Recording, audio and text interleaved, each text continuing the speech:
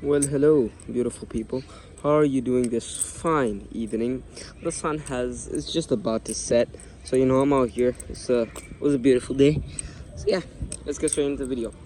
Um, so today's video is gonna be about something that is genuinely so annoying for me because this has happened on multiple occasions now.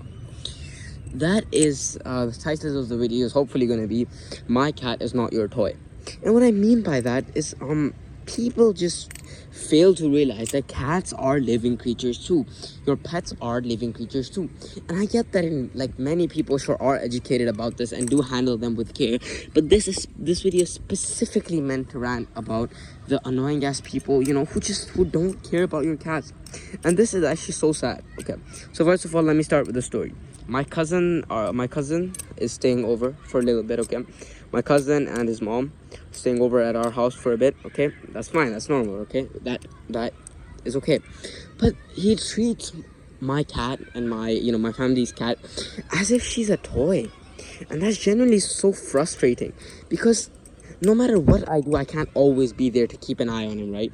And this forces me to either keep her in one room or, have to, or I have to check up on her like every 5 minutes, which is just not doable. So I have to keep her locked up. And you're like, oh, okay, isn't that a bit extreme? Why do you have to keep her in one room? It's because the way that people are not educated about this is just so sad because this isn't even anything hard to learn. It's even when somebody explains this to you, it's not as if my cousin's like 2 years old either. He's a good 10-11 years old, okay? He can know about this stuff. I was like, okay, you're not supposed to pick her up with the one arm like you're gonna choke her, you're not supposed to do that. You're supposed to pick her up with both arms like a baby, cradle her and whatnot. And he just doesn't understand. He's just like, oh, like, why should I do that? Well, because she's a living creature too, okay? And I have to constantly keep an eye on her because I don't want to be rude or anything, but shit, to his mother, or try to, or I don't want to make this a big scene and tell her about, oh, this is your child does this and that, and because that's not something I want to do. I don't want to be that kind of person. Also, I'm flipping without glasses today, dropping fun facts every now and then. So it's just so frustrating that people aren't educated about this stuff because a kid in my family choked a rabbit because he was trying to play with it and he choked it and he died. And that's so sad because it's a rabbit. Rabbits are cute. I didn't have rabbits ever, but I had a friend who had rabbits. They're really nice, they're cute and all, but just treating animals as if they're your playthings, as if they're your toys, is just so wrong. And I don't even blame the children for this.